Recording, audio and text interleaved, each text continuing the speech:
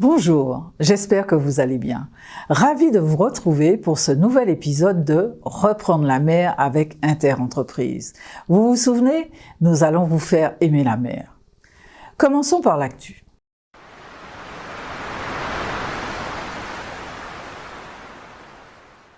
Ça bouge dans le milieu maritime. Tout d'abord, des nouvelles des grands ports maritimes de Guadeloupe et de Martinique. Vous vous souvenez ? Rodolphe Saadé, le PDG de CMA-CGM, la troisième compagnie maritime mondiale, était venu en personne en septembre dernier présenter son projet pour les deux ports français, à savoir en faire un hub pour la partie sud de la Caraïbe. Depuis, les discussions vont bon train et les positions s'éclaircissent. Les rencontres entre les staffs de CMA-CGM et les gouvernances des deux ports se multiplient et les conseils de développement sont mis dans la boucle. Les échanges sont parfois musclés. Quoi qu'il en soit, le projet s'éclaircit. Le port de la Guadeloupe devrait être celui de l'arrivée des bateaux dans la Caraïbe et celui de la Martinique, celui de leur remontée vers l'Europe ou de leur descente vers l'Amérique du Sud ou vers l'Afrique.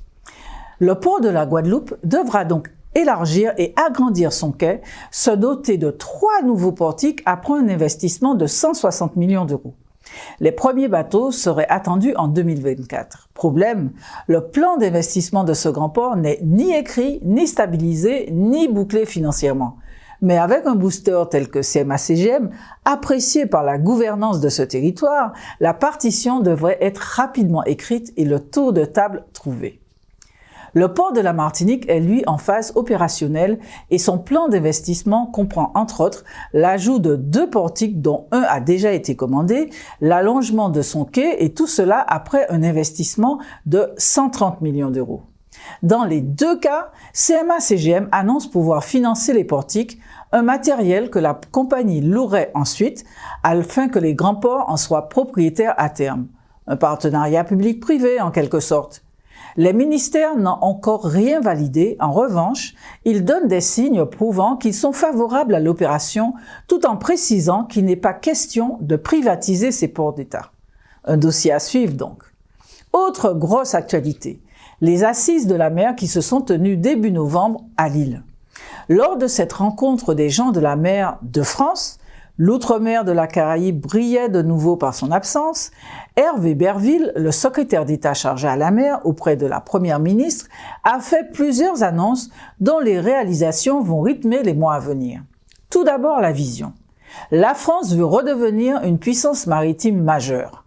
Pour atteindre cet objectif ambitieux, la France agira en 3 directions. Tout d'abord, elle veut créer une envie de mer chez un maximum de jeunes Français. Pour ce faire, les BTS seront réformés pour y intégrer des modules sur la mer et les jeunes sortant des lycées maritimes auront directement le niveau d'officier.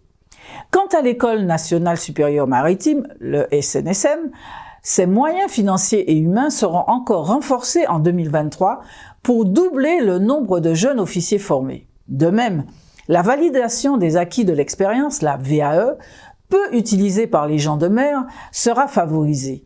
Et pour que les jeunes restent marins, la lutte contre le dumping social et le contrôle des flottes touchant les ports français seront renforcés. Une task force de contrôle des navires sera donc créée avec des inspecteurs du travail. Elle viendra en appui au préfet. En outre, dans la loi de finances de 2023, un amendement instituant une loi sur la police en mer visera à interdire dans les ports français les navires qui ne respecteraient pas le modèle social de la France. L'idée est d'avoir dans les ports français des marins aux conditions sociales françaises. L'idée est aussi de permettre aux armateurs français de diversifier leur activité puisque ces dispositions sociales seront étendues aux navires qui interviendront notamment dans l'installation des parcs éoliens en mer prévus par la France dans ces zones économiques exclusives. Aujourd'hui, très peu d'entreprises françaises interviennent dans ce secteur d'activité. Second volet de la reconquête, la constitution d'une flotte stratégique par la France. Ces capacités seront centrées sur l'approvisionnement du territoire national par temps de crise. Ce seront donc des bateaux capables d'effectuer du transport de produits alimentaires, de poser des câbles sous-marins, d'approvisionner les pays en énergie, de subvenir aux besoins de l'industrie, d'effectuer des recherches, des services portuaires, etc., etc. Une mission parlementaire est donc lancée pour définir le périmètre de cette flotte. Elle a 6 mois pour faire des propositions concrètes au secrétariat d'État afin d'atteindre, selon lui, la maîtrise maritime sur tout le territoire national. Sur ce sujet, la France part de loin, notamment dans les Outre-mer où est pourtant le principal de son domaine maritime. Le 3e pilier de la reconquête est la planification. Elle est en construction pour la décarbonation des flottes, pour l'implantation des éoliennes en mer, pour les déverrouillages législatifs et technologiques, pour le déblocage des moyens financiers, etc., etc. Ici aussi, je vous tiendrai au courant de l'avancée de tous ces sentiers. Maintenant, notre invité. Je reçois aujourd'hui un logisticien, Bruno Pompierre. Bruno Pompierre est issu d'une famille martiniquaise d'entrepreneurs de la mer.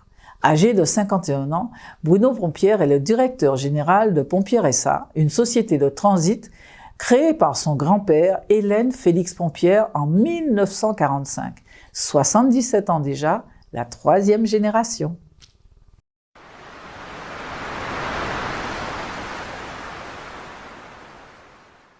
Bonjour Bruno Pompierre. Bonjour Francette. Comment allez-vous? Très très bien. Merci de nous avoir invités. Je vous reçois aujourd'hui effectivement dans le cadre de Reprendre la mer avec Interentreprise parce que vous lancez une nouvelle offre originale dans la Caraïbe. Mais avant de présenter cette offre avec vos 3 partenaires, d'où parlez-vous? Qui est Pompierre SA?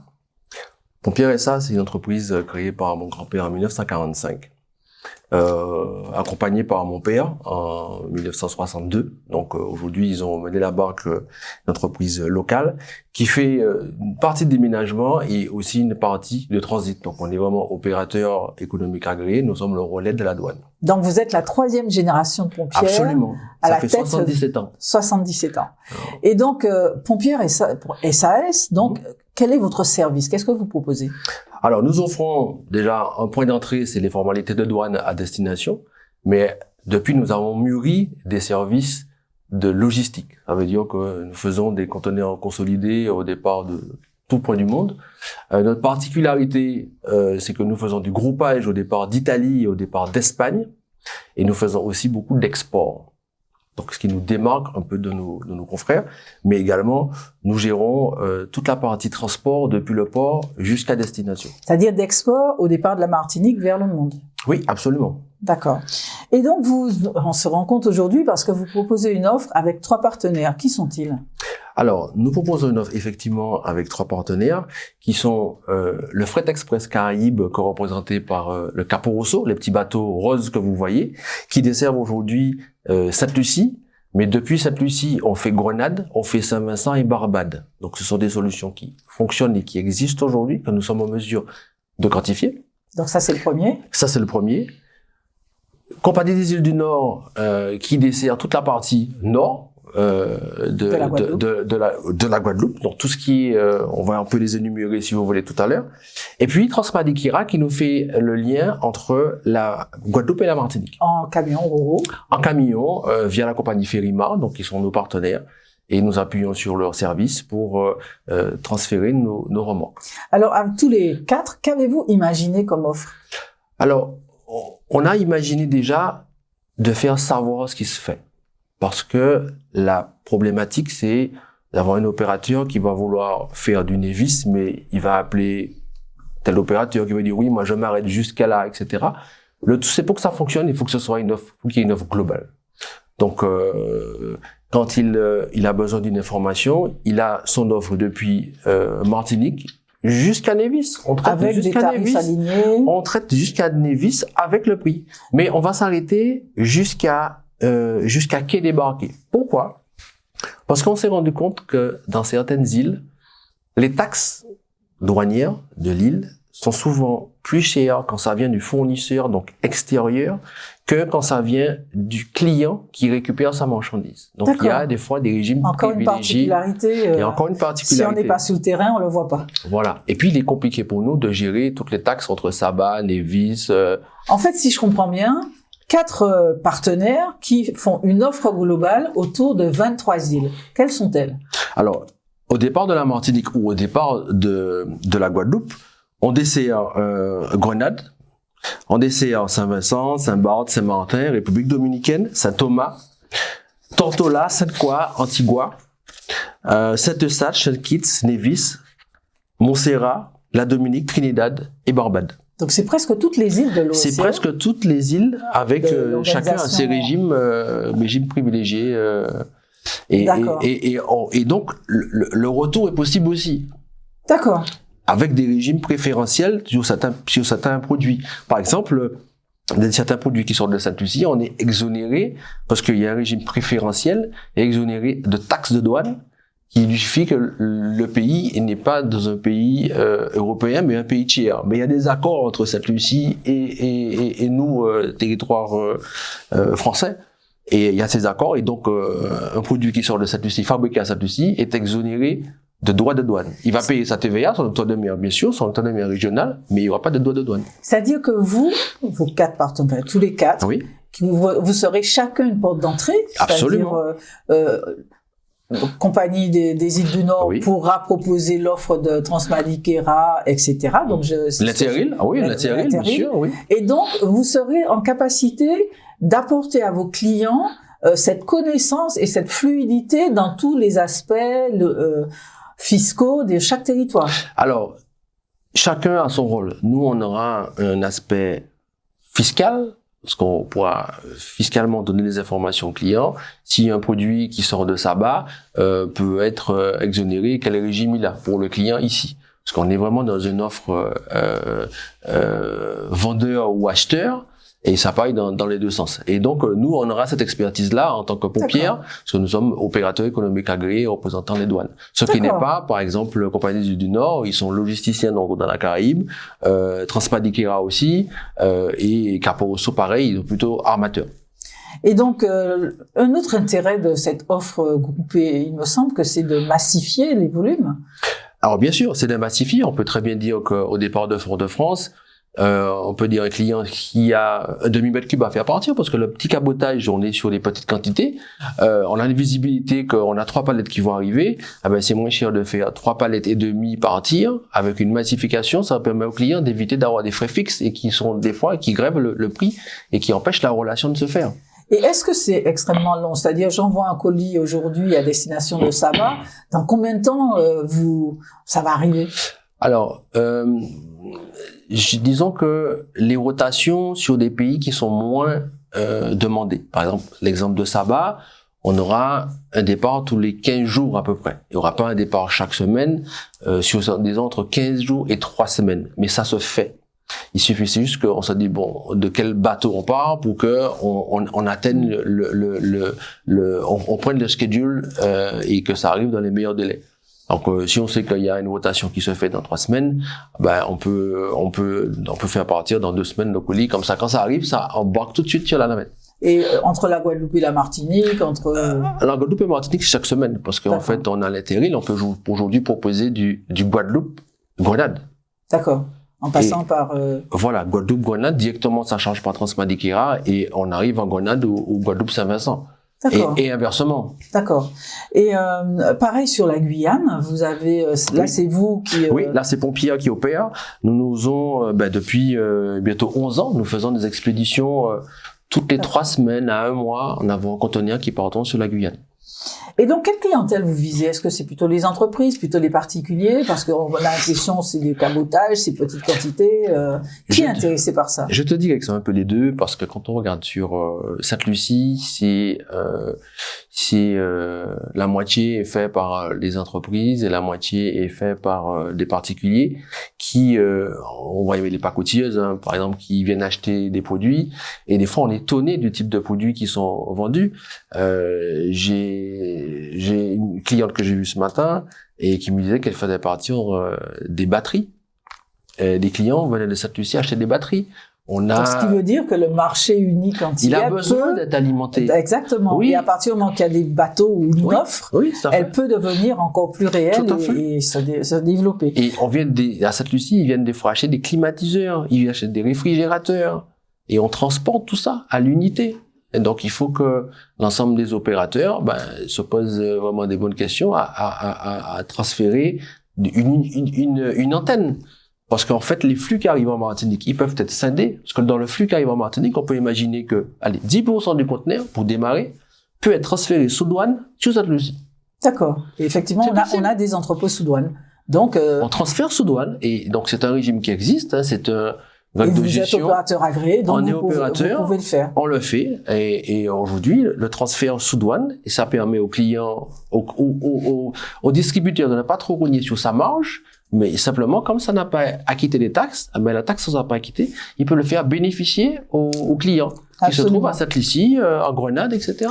Est-ce que votre offre est déjà opérationnelle? Elle est opérationnelle, absolument. Là, ce matin, on a répondu à un opérateur sur Saint-Vincent. Donc là, il a reçu son offre. Pendant que je te parle, peut-être qu'il est en train de recevoir son offre. Il nous a interrogé vendredi. J'avais une spécificité sur l'écolisage, donc je l'ai interrogé. Il m'a répondu ce matin. Cet après-midi, à son offre. Donc vous êtes en plus réactif. En plus, on est réactif parce que ce sont des niches et les niches, ça mérite qu'on puisse accompagner le client parce qu'il faut pas qu'on lui fasse trop tarder. Il a besoin de montrer à son client qu'il est également réactif et que ça fonctionne. Comment on peut vous joindre? Est-ce que c'est facile, c'est Pompiers SA, oui, c'est Transmadiquera, ou bien vous avez une antenne commune? Non, on n'a pas fait d'antenne commune parce que chacun gère, on est partenaire, on n'est pas impliqués les uns chez les autres, chacun a son organisation. Donc, et ça peut être un pas suivant. En tout cas, on peut vous joindre à Pompiers SA. Tu peux nous joindre chez Pompiers. Alors, ce qu'il faut savoir quand même malgré tout, c'est que le Fret Express Caraïbes qui représente le bateau Capo Rosso est intégré et situé, basé carrément dans l'immeuble Pompières. D'accord. Transmadiquera est en train de déménager à l'immeuble Pompières. Donc en fait, si vous venez voir Pompières, vous aurez tout le monde sous la main. Tout le monde sous la main. C'est ça. En tout cas, merci infiniment. Merci, c'est une offre qui a l'avantage d'exister puis qui démontre que notre Martinique qu'on rêve tous un peu plus connectée, soit réelle. C'est ça. Je pense qu'il fallait la simplifier un peu parce qu'il y a beaucoup d'opérateurs qui parlent d'échanges caribéens, mais en fait, le maillage n'avait pas été fait. Nous, on espère qu'avec ce maillage-là, ça va faciliter simplement déjà les demandes et que les demandes vont aboutir à un échange commercial. Et quand vous voyez arriver en tant que transitaire et puis de partenaire cette offre, des projets tels que ceux de CMA-CGM, qu'est-ce que vous en pensez? On est sur je pense que, de toute façon, CMA, c'est un partenaire, et de toute façon, plus l'impulsion caribéenne va être forte, plus ça va nous permettre de transporter des produits plus ou moins gros, des conteneurs ou du cabotage. Donc, on est tout à fait dans la complémentarité, et il faut qu'ils se développent encore et encore pour que nous, on puisse avoir des petits marchés. Écoutez, merci infiniment, Bruno. Merci, Française. Et à très bientôt, et bon vent. Très bien. Merci, Française.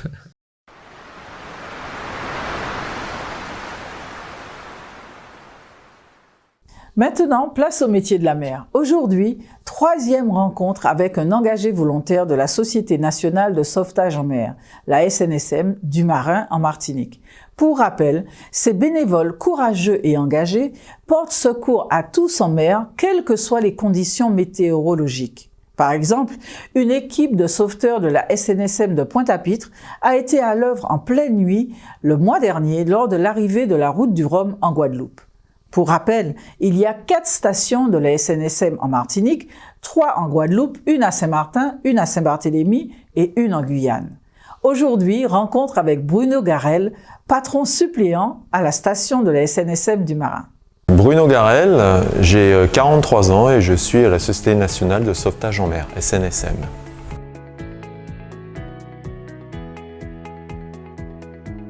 Alors on devient sauveteur à la Société nationale de sauvetage en mer en candidatant avec une lettre de candidature, un peu comme si c'était un emploi, que l'on envoie à une station qui est à côté de chez nous.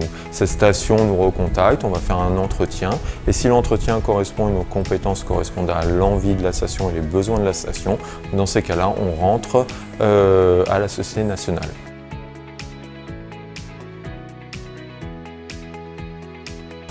Donc mon activité professionnelle du reste de la semaine quand je ne suis pas à la Société nationale, c'est chef du service opération pour le parc naturel marin. Donc pareil, comme la Société nationale de sauvetage en mer, une partie maritime.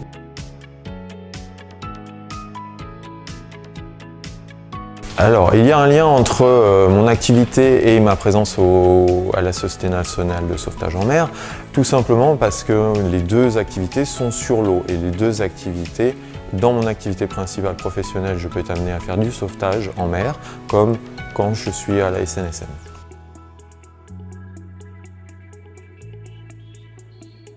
J'ai commencé l'activité au sein de la SNSM il y a à peu près 9 ans par la station de Nouméa en Nouvelle-Calédonie.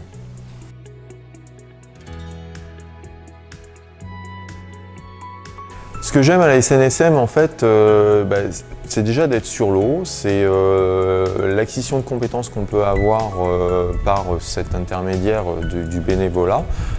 C'est une façon aussi de donner de mon temps. Je ne donne pas obligatoirement de l'argent à des associations ou d'autres temps. Simplement, je donne beaucoup de temps à la SNSM, une seule, mais je le fais bien. Donc c'est ça qui m'a plu à la SNSM. C'est de pouvoir m'investir dans une cause aussi qui est importante, le sauvetage en mer.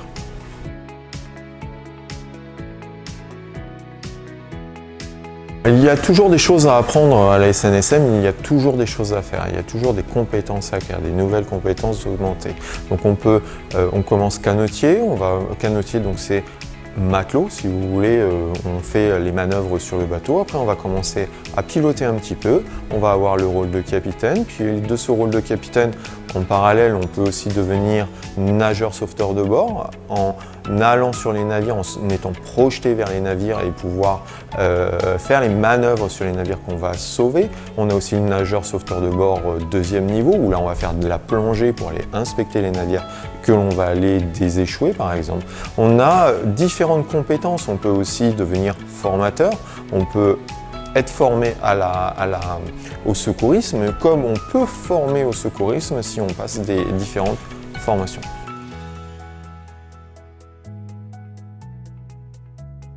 Au sein de la SNSM, au départ, ils ont commencé, c'était des canots avec des rames et des pêcheurs locaux.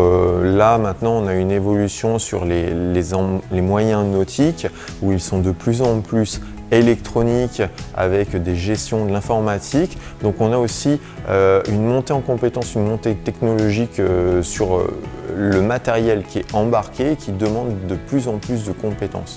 Donc il y a eu une évolution entre la simple barque à rame et maintenant des bateaux qui valent 1,5 million d'euros qui demandent des compétences à la fois de cartographe, de gestion d'équipage, de gestion d'électronique, de gestion de moteurs qui sont en plus électroniques maintenant.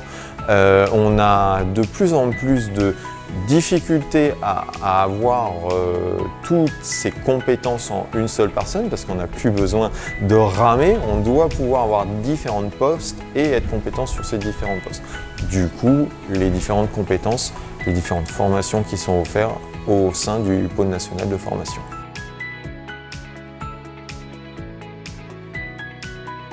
Le principal organisme où on va avoir des contacts, ça va être le CROSS. C'est lui qui nous déclenche. C'est à partir de lui que l'on peut se projeter en mer pour faire du secours. Sans sa demande, on ne va pas en mer, tout simplement parce que c'est notre assurance.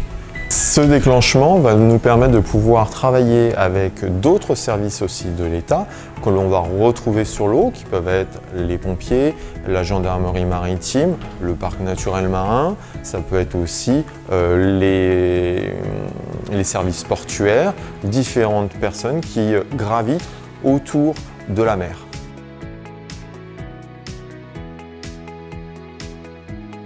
Les qualités pour un sauveteur en mer, c'est déjà du calme,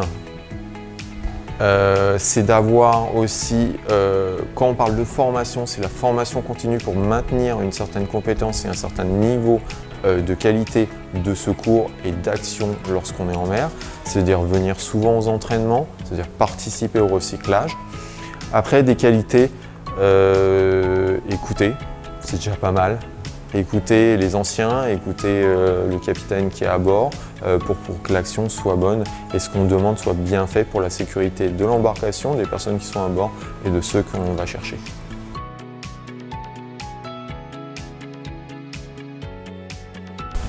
Alors, je donnerais comme conseil à des jeunes qui veulent s'investir, alors déjà c'est la volonté, ça veut dire vouloir vraiment donner du temps à LSN-SM. Mais ce temps, il sera vraiment... vous en retirerez 10 000 fois plus de revenus, alors revenus pas pécuniers, mais de compétences, de plaisir, d'aller sauver des gens par exemple. Vous allez en récupérer énormément.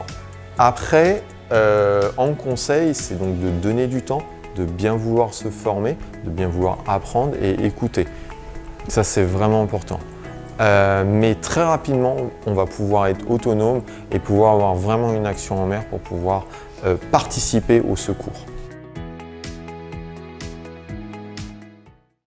Voilà, reprendre la mer avec Interentreprise est terminé pour aujourd'hui. Faites-nous vos suggestions sur reprendre-la-mer@interentreprise.com. On se retrouve l'année prochaine. Passez d'excellentes fêtes.